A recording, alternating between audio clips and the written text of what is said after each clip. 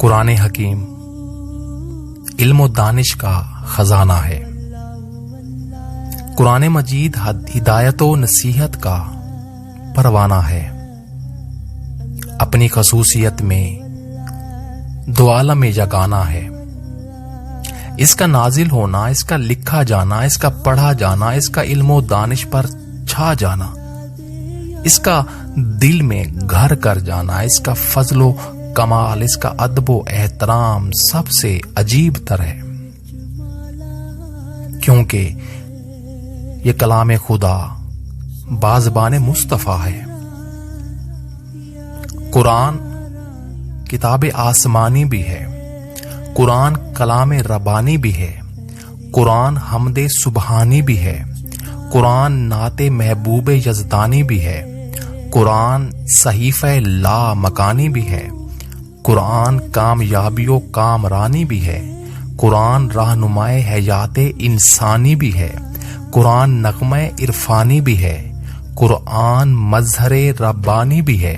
قرآن حضور کا پیار بھی ہے، قرآن حضور کی گفتار بھی ہے، قرآن نیکیوں کی بہار بھی ہے، قرآن ذکر و اذکار بھی ہے، قرآن آیت ستار بھی ہے، قرآن رحمت کی پکار بھی ہے، قرآن محبت کا اظہار بھی ہے، قرآن مومن کی تلوار بھی ہے، قرآن شجر سایہ دار بھی ہے، قرآن شاخ ثمر بار بھی ہے، قرآن صدیق و عمر کا شعار بھی ہے، قرآن مومن و عمر کا شعار بھی ہے، قرآن روحوں کا اقرار بھی ہے، قرآن نعتوں کی جھنکار بھی ہے، قرآن الفت کی آبشار بھی ہے، قرآن عشق کا بازار بھی ہے، قرآن مومن کا کردار بھی ہے، قرآن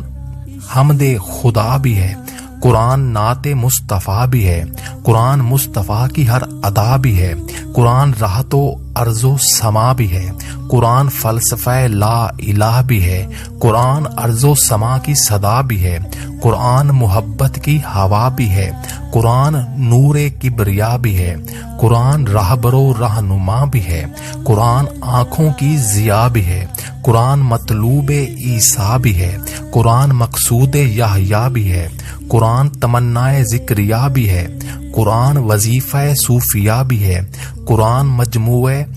کمال مصطفیٰ بھی ہے، قرآن ہادی اولیاء بھی ہے، قرآن آئینہ جمال مصطفیٰ بھی ہے، قرآن کیل و کال مصطفیٰ بھی ہے، قرآن قصص و امثال مصطفیٰ بھی ہے، قرآن جلال مصطفیٰ بھی ہے، قرآن حسن مصطفیٰ بھی ہے۔ تو ماننا ہوگا قرآن تو مضمون ہے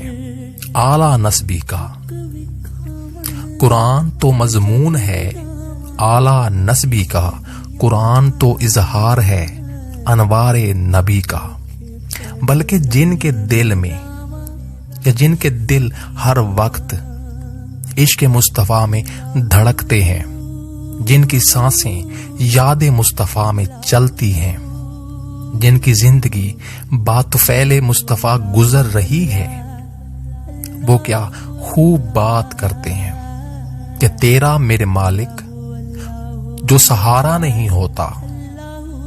دن بھر کی مشقت سے گزارا نہیں ہوتا، اور دنیا میں محمد کی جو آمد نہیں ہوتی، اللہ نے قرآن اتارا نہیں ہوتا۔ سمندر